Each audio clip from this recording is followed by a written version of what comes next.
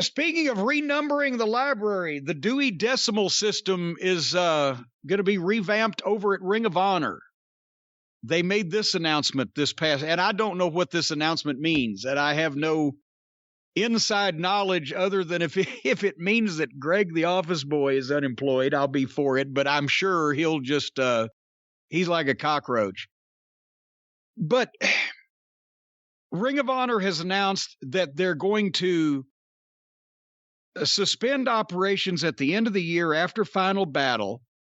They're going to take the first quarter of 2022 off to, I believe the quote was, reimagine the company and the product, and then come back at WrestleMania weekend, where I believe they already have a venue booked, and they're in Dallas next year, right?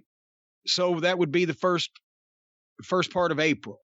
And in conjunction with this, all of the guys whose contracts expire at the end of the year, they're going to let them expire, and they're free to see if there's interest elsewhere. And for the people, and this was reported on pwinsider.com, by the way, for the people whose contracts expired sometime in 2022 or after, they're good till the WrestleMania weekend dates. Is that basically what you heard? Have I summarized that correctly? I believe so, yeah. And then, of course, everybody, it means they're closed. Well, if they were closing the company, they wouldn't say we're going to close down for 3 months and come back. They just say we're going to close, I would think, because at that point, if you're going to close, what do you care?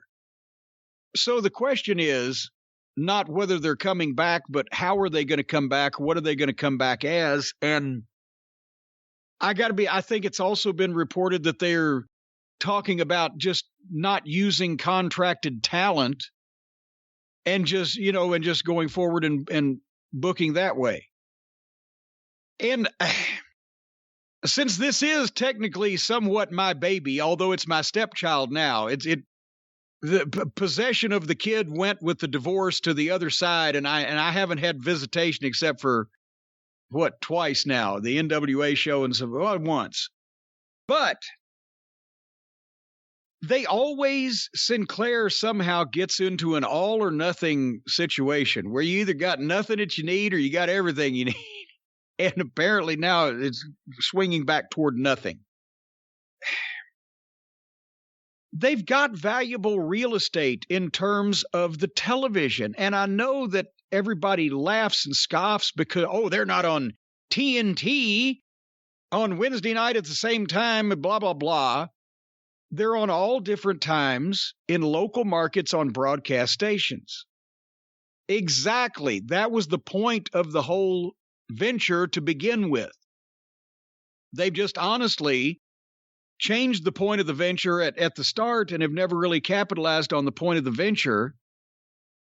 But they still have great television real estate because you cannot replace local broadcast television when you're owned by a television broadcast group. That's valuable. You've got a product that you can sell. You can sell advertising. You can get sponsorships. You can do tie-ins. You own the programming, so you can do anything you want with it. That was the whole idea of the company originally, but it's been a timing issue with what they got when since the start. And so over the last couple of years, again, PW Insider had reported this, but I think several other places had also, that they were gearing up before the pandemic to start doing a weekly broadcast. And they had signed a number of guys to contracts. And they honored all the contracts during the pandemic because, of course, immediately they're buying or they're hiring, more wrestlers and paying more for the contracts because they think they're going to run more shows. And suddenly they're not running any shows and they're not selling any tickets and they're not getting any buzz. And it's also been reported that they had the more strenuous COVID regulations quarantining guys in hotels, doing the empty arena shows, changing the canvases in between matches because Sinclair's a big billion-dollar corporation. They didn't want any liability, I'm sure. But the point is, for 2 years, they've paid all these guys they signed to contracts. And it's been numerous times they've said, oh, they're taking care of all the guys on contracts. Nobody was let go during the pandemic. They should be commended for that. But what they've done is they've spent more money probably in the last couple of years, I would think, than they ever have since they've been in business and taken in almost nothing. So what do you think's going to happen? They're going to have to re-rack and they're going to have to figure something out. But I don't know why they would have, unless they just want to renegotiate all contracts from scratch, why they would have let everybody go. I personally would have said, I'm going to keep my 8 guys, the great 8, and get rid of everybody else because we can't afford them, and let's see what we can do there. Who knows? I wasn't in on the meetings. But, I mean, you know, they're starting over from scratch. It's going to be hard from here, one would think, because they're starting from scratch again after 10 years. And the scratch that we had to start with before was a lot better than the scratch they've got now, because well, you were there and at some of the shows, and we were talking about what was going on at the time. In 2010 and 11, Ring of Honor had the best talent roster in the business that was not committed to either TNA or WWE. And now that's not the case. And they also had a group of really committed fans in the core markets, especially New York and Chicago. And they haven't been setting those towns on fire. Well, obviously because of the pandemic, the people are still there, but they've got other things to look at now. But it just, like I said, you went through it when we were talking about it originally. The whole original concept was of Ring of Honor. You're never going to beat the WWE in terms of expense or production or whatever. And Impact at the time, Dixie was still, you know, when the parents were still all in. But this roster was the cream of the crop of anybody not signed to the 2 companies. From the Briscoe brothers, Jay Lethal, Eddie Edwards, Davey Richards, Roderick Strong, Adam Cole, Kyle O'Reilly. I mean, go through the fucking list of it was NXT 4 or 5 years later. Is a lot of WWE today or until recently. And they were young guys that had not been beaten to powder on the big TVs and just jobbed out into insensibility or given stupid gimmicks. A lot of them were training in MMA as well, just because they liked it. And the UFC had never been hotter at that point. So I don't know what everybody else thinks, but I see that MMA style influenced pro wrestling of today mixes fairly well with classic style pro wrestling of any time until the last 20 years, because it's both a conflict, a contest, a struggle. MMA doesn't fit when you've got the death match next to it, and then there's the goddamn gymnastics kids, and there's the lucha hoo-ha. But all those young guys' styles, and they hit Tyler Black, of course. How could I forget about him? All those, they hit hard. They were performing at a high level, and they were taking it seriously. This was before the Invisible Man started to get booked. And so the concept was there is a market for this high-performance wrestling. And there continued to be. Over the next few years, they just called it NXT. But there's not a market that's going to sell 5,000 tickets in one town right now, which is why I was head over heels in love with, as much as I hate the internet pay-per-views. And you remember we talked about this, Brian. If you can run a show in New York, oh yes. If you can run a show in New York at the Hammerstein Ballroom that draws 2,000 people, And there your gate already's, 60, 70, 80 grand, whatever it was back then. But you can on Go Fight Live, the next thing to a goddamn 2 soup cans and a string. If you're selling 2,000 of these things at $15 a pop to people all around the world, and you have no television to speak of, HDNet was no television to speak of. Nobody got it. Nobody could say, I had to pay $10 a month extra just to get it here on my cable. So there was no television promotion. And there was this audience already around the world that wanted to see this high performance style of wrestling. So that, with a television show in multiple United States markets pushing it, creating a new audience for the product, showing people that not all wrestling has to be entertainment wrestling, and capitalizing on the MMA oriented boom as well, where people, and that's calmed down a lot over the last 10 years. Remember, people were actually going out and taking their own Brazilian jiu-jitsu lessons. It was a phase. But with all of that, and bring it all in-house. Not only have the pay-per-views on your own state-of-the-art website and keep all the money, but then all the house shows that you shoot. Then you can have an online club that can goddamn subscribe to these things. They were still selling DVDs back then. And yes, we knew that was going to phase its way out, but that was the point. You'd still have the video content. You'd still have the library, which would have value, as we have come to know, from anything from the next superstar was created there and you can sell it to Vince, or just repurposing video libraries. So that was the idea. Running house shows was a way to gain new fans in new markets and get the wrestlers employed and paid and experience.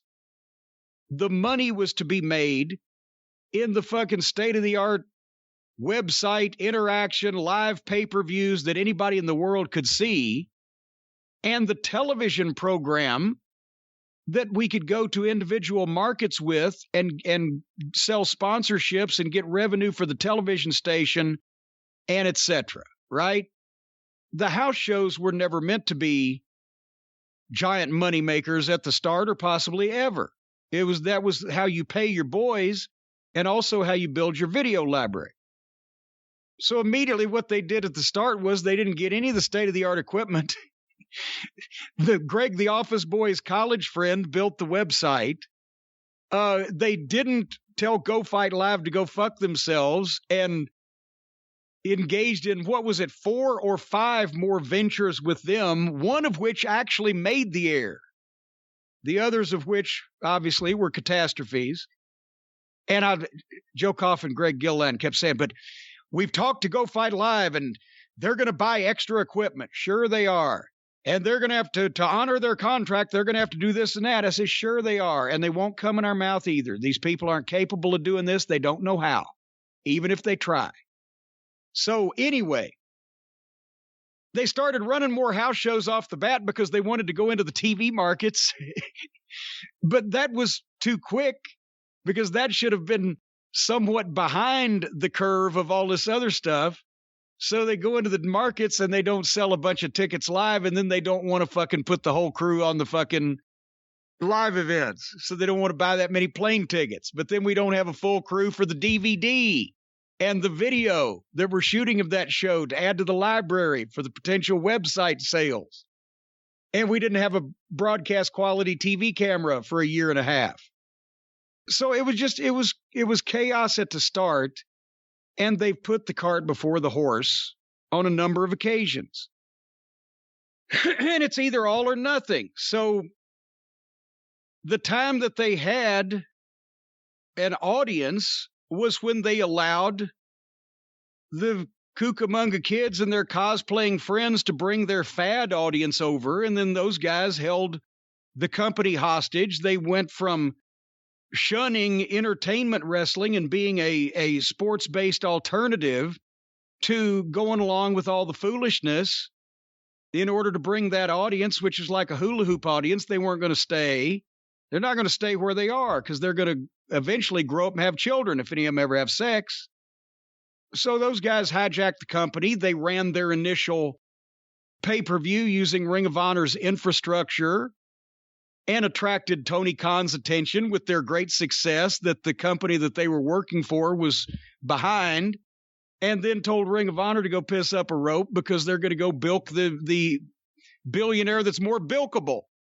Instead of the guy that runs Sinclair that they never get to talk to, they're going to talk to the one that's a mark to begin with. And boom, and then you got a pandemic in there. So now here we are. I don't know what they're going to do, but I certainly wish that they would come out of this at least as strong as they've been in the past. And I just wish that they had done some things in a different order from the start. And maybe they would have been in a stronger position where they wouldn't have had to kowtow to the fucking jackoffs from, Orange County or where is that county out? Where is Cucamonga? What county is that? I have no idea. Anyway, so, but still, they're on almost 100 television stations across the country. And you cannot not do some kind of number on local broadcast television. If you air a test pattern or an infomercial on local broadcast stations, you're still doing a number. There's still somebody watching it. So that's valuable. And I would think that any wrestlers that, besides the fact I'm sure some of the Ring of Honor contracted guys or some people that have been working for them will continue to want to, but if there's any wrestlers that aren't signed that want to get on television instead of having to, sign their lives away and be told your name's going to be Braun Breaker and you're going to fucking puke unicorn vomit, I would think that they would still want to try to get on Ring of Honor television because that gives you television exposure in the United States of America as an independent contractor. So we'll see what happens. But the TV is valuable. You just got to have something to put on it, and you got to have the infrastructure in place around you to make money with it. And the biggest curse is corporate America and wrestling does not mix and never has. And, that's one advantage that Tony Khan has. He doesn't have to answer to a board of directors or multiple layers of people in his organization that are wondering about the wrestling branch because it's his little play toy. So that's good in that respect. But I've told you this story about Charleston, West Virginia before, but it could have been any market. The idea on promoting wrestling, especially live wrestling events, especially when you've got television with a local broadcast affiliate, is get everybody involved and working together. Not just people buying tickets and coming and watching a wrestling show. People buying tickets and coming and watching a wrestling show that's on a local station where you're looking at banners from local businesses and you're looking at a car from a local car dealership and you're going to have an after party at a local Hooters. And everybody's paying to be part of this because everybody's getting promotion out of it. The radio stations, the TV stations, the restaurants, the car dealers. So on that Charleston show where Greg the office boy jacked me around on the ticket prices and made it monthly rent for people living in West Virginia to attend and sit on the front row. So we didn't do a live house worth of shit because who's going to pay $60 for an independent wrestling show in Charleston, West Virginia? But we sold almost $25,000 worth of sponsorships with the local businesses, the car dealer and the Hooters and the furniture store, and et cetera, et cetera. And he said, well, we can't keep running house shows like this. I said, are you crazy?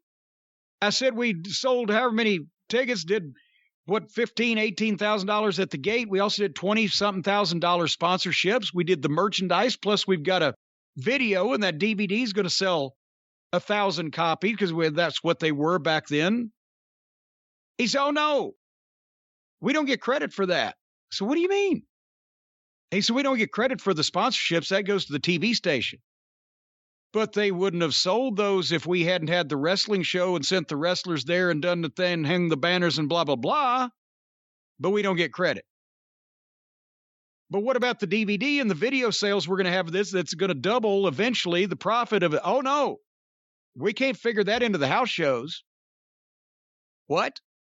No, we don't figure the money we make on DVDs from the house shows on the house. I said, if we don't have the house show, we can't shoot the DVD. We don't get credit. We don't figure it out that way.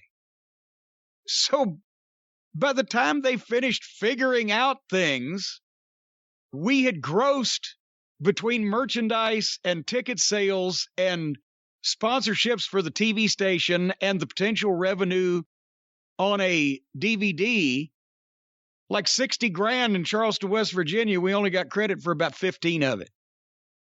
All right, next.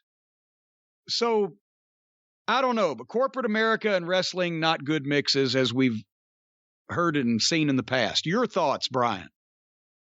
Well, I feel bad for all the wrestlers. I don't really feel bad for any of the people, other than the wrestling people. I don't feel bad for the Sinclair people. I've had Sinclair stock at various points in my life. I don't know why anyone would have it right now, because I think it's going to be a dog in the future. They are in some trouble as a company, and I think that's why Ring of Honor all of a sudden got cut. The idea they're coming back reimagined with a bunch of people who aren't under contract who can get swooped up at any point, and they're trying to sell their tape library, allegedly. Are they really coming back? I've heard that is a rumor. First I heard that, and then I heard that was an unfounded rumor. So we don't want to spread that without... It's true. Look, it's true because right now, Sinclair Broadcasting, fuck Ring of Honor, look at who owns it. Sinclair Broadcasting, if an offer came to the table, if someone said, listen, I see what's going on over there. I don't know how much it's worth. I'll give you X amount of millions of dollars. I want the catalog, and I want you to give me a 2-year commitment to you keeping all those shows on the air, and I could use that TV time. It's a good deal. Tony! And you get to operate Ring of Honor if you actually want to.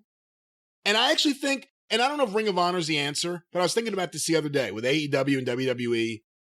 The truth of the matter is we need a third promotion. Doesn't mean I have to be at war with everyone, but we need a third legitimate promotion. Hopefully one that's serious, but just because there's so many guys out there, and WWE is their guys, AEW keeps signing everyone. And the problem is you're squeezing out a lot of these indies.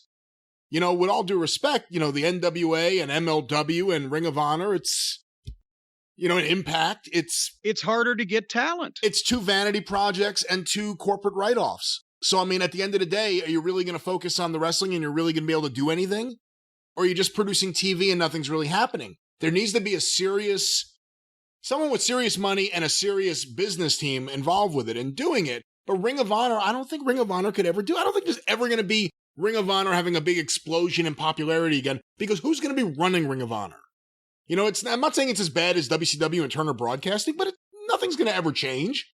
Nothing will ever change. If things get really bad with the stock, they'll start using SD cameras again. I wouldn't be shocked. But I think if the deal was available... Hey, wait a minute. Andre Chase used to be one of our camera guys. He ain't available anymore. If the deal was available, let me throw it to you. What do you think? If the deal was available, and again, it's going to be millions of dollars, and Sinclair will probably overvalue how much the catalog is worth, but okay, it's a big catalog. A lot of guys who are stars right now, and especially if you want to have a streaming service, it's good content to have. You get that. You get whatever the intellectual property of Ring of Honor is, and you get a commitment for 2 or 3 years to keep those shows on the air. Is it worth it? Well, if I was Tony Khan, and, oh God, that's a shuddery thought, but if I was Tony Khan and had the amount of money that I have at my disposal, or had his disposal at my disposal, for the television, yes, because then you're automatically able to run live events that you can promote on local television in major markets across the country. So, yes, their TVs are doing well. I mean, gate-wise with the attendance, they're doing well. But how long is that going to last, and how many times they keep going back to the same places? You've got to start opening up new places. And with local television, Jesus Christ, they're also on TNT. So if little old Ring of Honor, who had been on Sinclair Broadcasting for 3 months, was doing I think like a 2.5 rating in Charleston or whatever, could go and sell $20-something thousand worth of local sponsorships, what can a company with national TV stars do? Hey, we can bring Chris Jericho. We can do this. They could do sponsorships with amusement parks in the summertime for these big autograph sessions like we used to do. They could do multiple personal appearances around town. People would be promoting the show in conjunction with all of these various tie-ins with their local TVs. And then they could put an extra couple of thousand people in the building just from all this extra local publicity. So yes, I would want those local broadcast TV markets to either rebroadcast, a compilation show from my cable shows, or even do a new syndicated television program. God, I'm expecting the Booker of the Year to write 3 shows a week, but yes, more, because they're getting paid by Turner Network Television to air that one program. And what it is, it is. But if they had all those syndicated TVs and were running live events and TV tapings in some of those markets live and could do sponsorship tie-ins and local promotions, they could easily generate 6 figures extra a month, if not more. Maybe that doesn't mean a lot to Tony Khan, but also you'd get in good with those stations because you'd be bringing stars and selling them advertising for them that packages that are exciting and something more than just selling the fucking spots on the news. Yes, I would be. And also, while I'm thinking about it, I don't know who else right now is on the Ring of Honor roster. I know Jay Lethal is still there, and why he's not one of the biggest stars in wrestling, well, the answer is because he's still in Ring of Honor. And Danhausen. The fucking Briscoes. Yeah.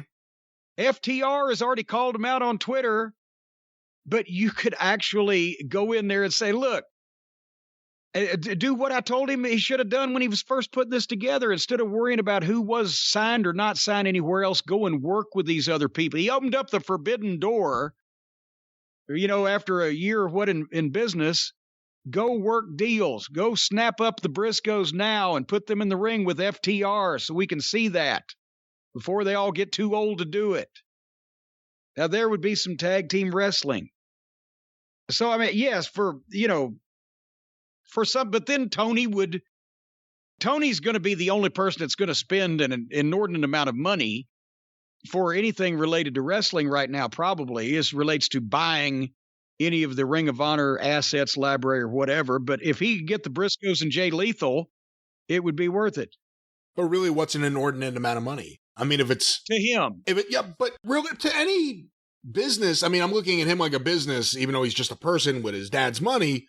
But at any business, if the Ring of Honor came up and you really evaluated it, and unless they say like, we want $30 million, and then it's like, well, I could, but you're fucking kidding you're yourself. Crazy. Yeah. But if it's within a range that I think it would be, I don't think it's a crazy amount of money. I think it pays off kind of, especially if you're trying to start a streaming network, and all of a sudden you have the Ring of Honor catalog featuring your stars, so you can advertise CM Punk, Samoa Joe, Danielson, Bryan Danielson. You got Rollins all of a sudden, there. I think it would be a pretty smart deal, but I also think AEW crushed the indies. And I know some people say like, oh, Game Changer. Game Changer is one of the few that's actually doing business. It's not what I like, but they're doing something, but it's crushed the indies. I also think Tony Khan has a responsibility to do some of these things. Well, and plus, at least if they do well and it runs some of the other smaller garbage promotions out of business, then you can keep all the garbage wrestling contained there. Garbage championship wrestling. And it can be just in one spot so you can avoid it easily. But the problem with Tony buying that is then, I think it's the same thing personally.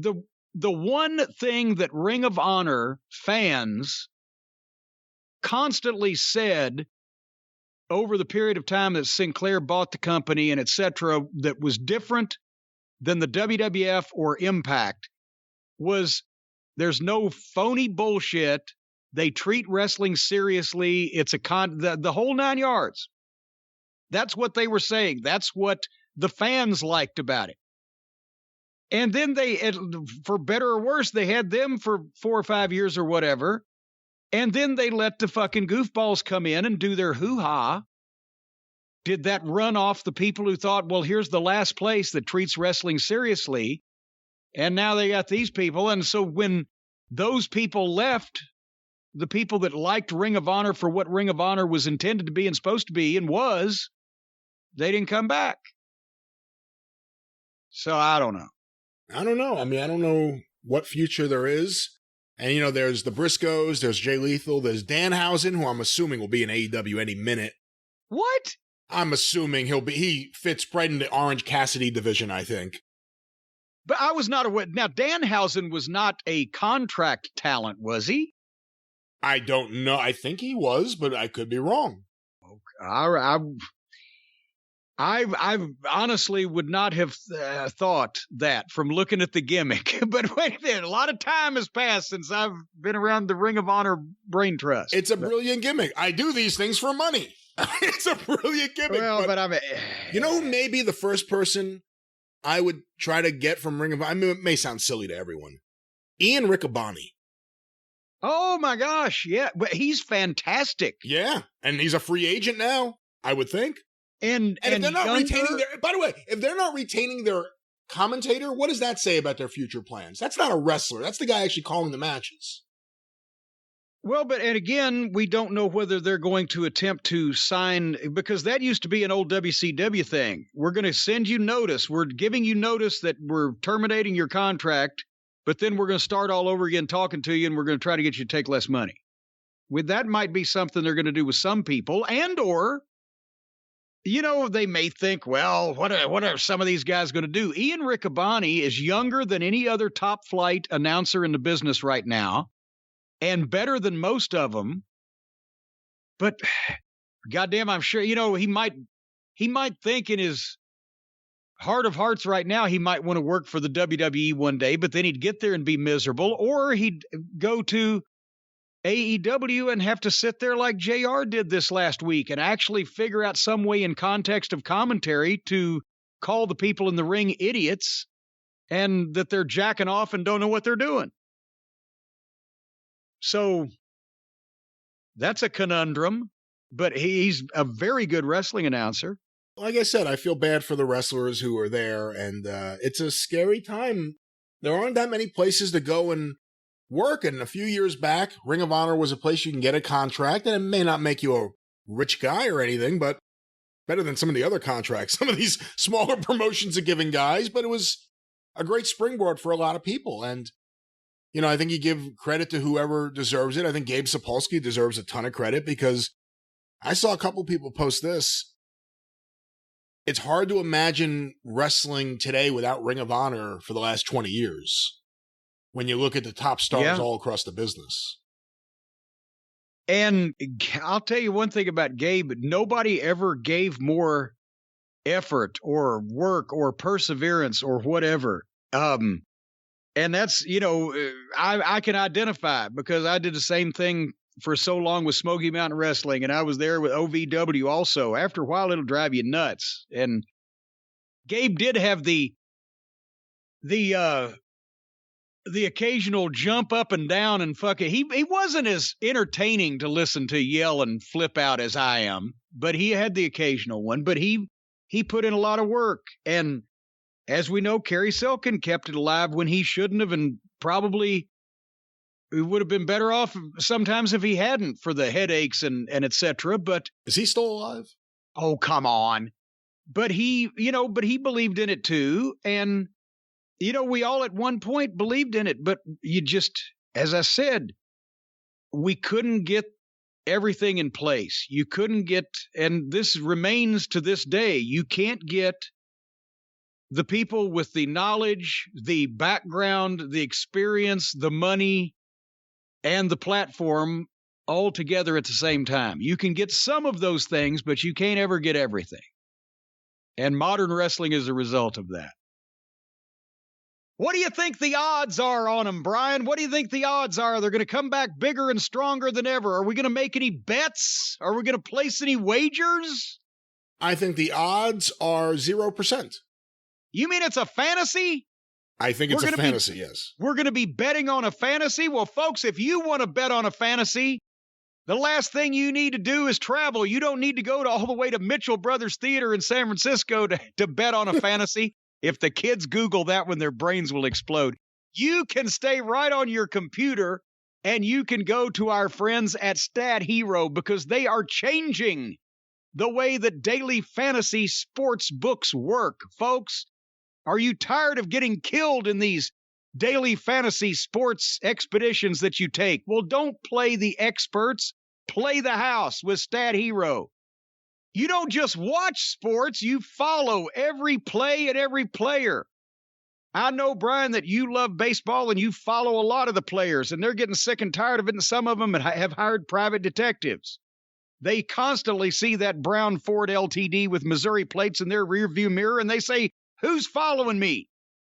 Well, now you can get the daily fantasy sports book that rewards passion with winning, and that is Stat Hero. They give you multi-day fantasy survivor contests for all sports all year long. You can see the competition ahead of time, pick the lineup you think you can beat, go head-to-head with no pool of opponents.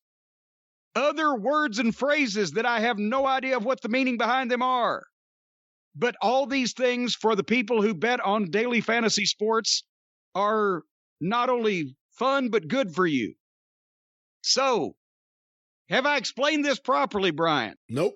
Not at all. No? Not at all. Well, then you're going to have to go to stathero.com and find out more. And if you go to stathero.com/JCE, you can sign up for free. And right now, you can get 100% bonus match on your first deposit when you use the promo code JCE. So I've figured this out. You put in a deposit, and they match it 100%, so it's like doubling your money. Have I got that right? Yes. Okay. So if they're matching your first deposit, what do you have to lose? Well, your money and theirs, apparently, technically, by the just the pure technicality of the thing, but you really don't have anything to lose because you're getting twice as much, and so there's a pad there. But the only thing is, don't lose more than that, because then they'll have to send people out with bolt cutters. You don't want to lose anything off of those. But if you go to stathero.com/JCE and enter the promo code JCE for that 100% first deposit match, then you can you'll retire and you'll live a life on Easy Street. You'll be like that guy on the Monopoly game with the top hat and the monocle and cash falling out of your pockets. As a matter of fact, is this rigged? Is this a work? Because actually, we could go ahead and tell people if it's a work, if it's impossible for them to lose, that would be a selling point. I don't think that's something we should say on the air. That it's it may be you may lose. You could. It may be possible to lose. Yes. But they'll help you out with it. We discourage the losing. You want to win, and most of the time you probably will. Maybe. Okay, stathero.com/JCE, 100% first deposit match. Bet on the Astros and the Mud Hens and the World Series, or whatever you want to bet on. Who's in the World Series? The Braves, the Atlanta Braves. The Braves, they got to change their name, don't they? I don't know. There's a big movement to stop the tomahawk chop, and I can understand that. But I don't know. The Indians. Why can you understand that? Why can you understand that? What has Giant Baba ever done that you would not want people doing his chop? Well, it's not exactly that. But now the Washington Redskins had to change the name, right? Yes, they are now the Washington football team. What's the name of the football team? That's the name of the football team. What? The Washington football team. The Washington whats? No, the Washington. That's what I'm asking you. What is the name of the football team in Washington? The Washington football team is the name of the Washington football team. That's what I'm asking you. What is the name? It's the Washington whats. You know, I used to watch Abbott and Costello with my dad, and I also have taken so many psychedelics in my life. But this is such a weird, surreal moment. I feel like I'm in the skit. But yes, whatever I was saying, the answer is yes. Well, if the Redskins had to change their name, why is it better to be Brave than be a Redskin? Well, the Redskins changed their names, and then the Cleveland Indians just changed their names to the Cleveland Guardians, although now they're being sued by, I want to say, a local hockey team. I may be wrong, who are already called the Cleveland Guardians, and they're suing to prevent that name change. So you didn't answer my question. What was your question? What's the name of the Washington team? The fuck yous. Who are the Washington team? What is the Washington team? I don't know. No, they're in Columbus.